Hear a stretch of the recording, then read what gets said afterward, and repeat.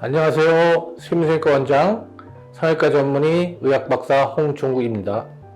제 케이스를 갖다 기준해서 말씀드릴게요. 왜냐하면 병원마다 회복기간이 천차만별이에요. 실리프팅이라든지 박리를 별로 안 한 병원은 빨리 회복될 거고, 박리를 많이 하더라도 출혈 같은 거 갖다 세심하게 잡질 않으면 멍도 많이 들고 심하게 남는 경우도 있겠죠. 그걸 다 얘기할 수는 없고요. 제 케이스를 말씀드리면 보통 수술하면 둘째 날은 상당히 부기가 없어 보여요. 굉장히. 저는 박리를 굉장히 많이 하는데 피를 안 나게 세심하게 좀 잘 잡아드리고 되도록 안 붓게 해드리기 때문에 거의 붓기가 생각보다 없어 보입니다. 그래서 3일째부터 그런데 이제 진짜 수술비가 좀 나타나서 얼굴이 좀 부었다가 5일째 머리를 샴푸를 해드려요. 그때부터 좀 빠지기 시작하죠. 그래서 일반적으로 목고상수까지 크게 하더라도 한 열흘 정도 지나고 일주일 정도 지나면 외부에 활동할 수 있을 정도는 돼요. 한 달까지 가면 한 3, 4주 되잖아요. 그러면 이제 부기가 생각보다 많이 빠지거든요. 그럼 얼굴도 부유하게 보이고 작아 보이는 게 본인이 느껴요. 굉장히 팽팽하고 굉장히 좋아 보이는데 그게 다가 아니고요. 그때부터 이제 좋았다가 한 두세 달 지나면서 부기가 남고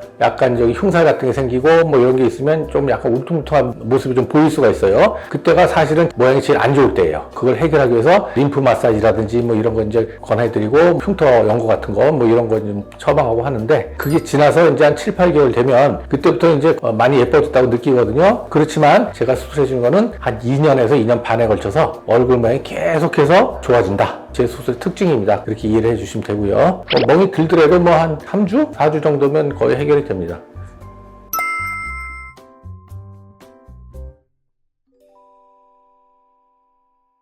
회복 시 주의사항은 무엇이냐? 그것도 마찬가지 저를 기준으로 해서 말씀드릴게요. 회복 기간에서 주의할 점, 그건 뭐냐면 이제 출혈이라든지 감염이라든지 이런 거, 상처가 벌어진 현상, 그리고 그 수술법에 따라서, 절개법에 따라서 늦게 아물고 빨리 아물고 하는 게 나타나기 때문에 저를 기준으로 말씀드리겠습니다. 초창기 때는 출혈이 거의 없습니다. 피가 나거나 이런 거에 대한 컨트롤은 크게 신경 쓸 건 없는데, 그래서 압박붕대도 감염 거상술은 거의 잘 안 해요, 저는. 하지만 이제 목고상술하고 같이 할 때는 하루 내지 이틀 정도 이제 압박붕대를 하고요. 그걸 풀게 되면 보통 생활하게 되는데 오픈하게 되기 때문에 상처를, 그래서 이제 좀 똑바로 자야 됩니다. 상처를 좀 이렇게 벽에라든지 어디 걸리면 안 되겠죠. 그래서 똑바로 자야 되고, 그 이제 소독을 본인이 집에서 하루에 2번씩 열심히 해주셔야 돼요. 소독하고 경우에 따라서 연고 발라주고 항생제 연고 이게 제일 중요하고요. 필요한 건 없어요. 제가 해주는 건 그 소독만 잘 해주시면 돼요. 그 귓불 같은 거 좀 이렇게 지금 칼기 같은 거 교정해줘갖고 귀부위가 제가 수술한 거 제일 늦게까지 아물어요. 왜냐면 잘 떨어져요. 여기가 이렇게 말아서 이쁘게 해주기 때문에. 그래서 가장 중요한 데가 귓불이다. 그래서 그 부위는 소독도 열심히 잘 해주고 제일 조심해야 돼요. 건드리지 말고. 그게 보통 2달까지 가야지 아물입니다. 그래서 소독과 상처를 안 건드리는 거, 그게 제일 중요한데, 부기를 빨리 빠지게 해드리니까 본인 생각에 다 아물었다 생각하는 거예요. 얼굴은 괜찮으니까. 집에 가가지고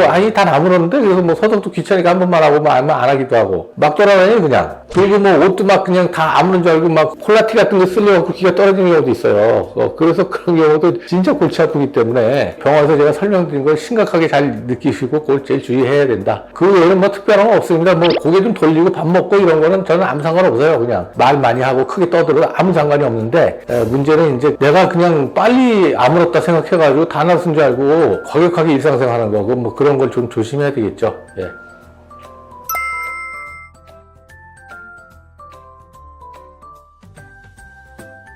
가장 중요한 게 뭐냐면요, 머리를 감겨드려요. 그럼 집에서 샤워하고 소독만 하면 잘 해주면 되거든요. 그리고 상처를 잘 말리고 드라이어 해야 돼요. 드라이어.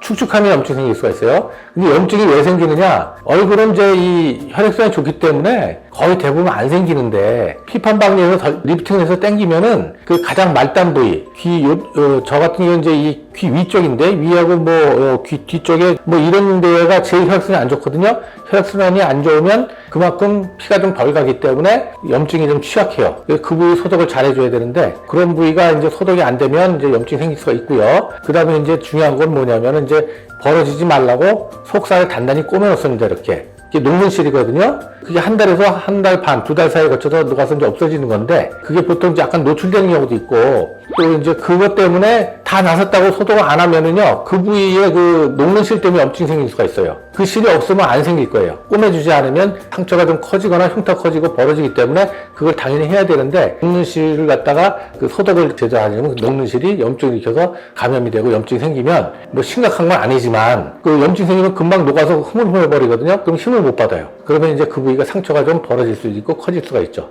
특히 귓불 부위에. 그래서 소독이 제일 중요하다. 제가 해드리는 건. 그래서 염증이 제일 문제가 되는데 염증이 생기면 상처가 좀 커질 수가 있고 속살 꼬맨 게 그 실이 녹아서 흐물흐물해지기 때문에 힘을 못 받아서 상처가 좀 벌어질 수가 있다. 벌어진다 해서 뭐 크게 벌어지는 건 아니고요. 흉터가 약간 커진다는 건데 한 1년, 6개월에서 1년 뒤에 흉터 제거서 하면 됩니다. 그렇지만 그것도 조심을 하면 훨씬 결과가 좋겠죠. 제일 중요한 게 강조하는 게 소독이다. 예. 결론을 내려드리면 뭐냐. 아무것도 필요 없어요. 제가 해드리는 건. 소독만 잘해주시면 돼. 소독. 그리고 말려라. 축축하지 않게. 소독만 잘해주면 상처는 깨끗이 잘 안 물고 문제 없습니다. 그리고 만약에 피판이 좀 피가 좀 덜 통해서 약간 부분적 괴사가 올 수도 이래요. 그런 경우는 이제 흉터가 좀 커질 수가 있어요. 약간 두껍거나. 그런 경우는 뭐 한 6개에서 1년 뒤에 제가 이제 에이스 해드리는데 이렇게 해서 흉터 수술을 해주면 깔끔해지기 때문에 거기에 대해 너무 걱정하지 마시고 본인들이 할 수 있는 건 다 뭐냐. 그냥 소독만 잘 해주시면 상처가 모든 게 다 마무리되고 안전하게 그냥 해결이 된다. 그렇게 말씀드리겠습니다. 수술 후 주의사항은 제가 해드리는 건 단지 그거 하나예요. 소독만 잘 해주시라. 그게 제일 중요합니다.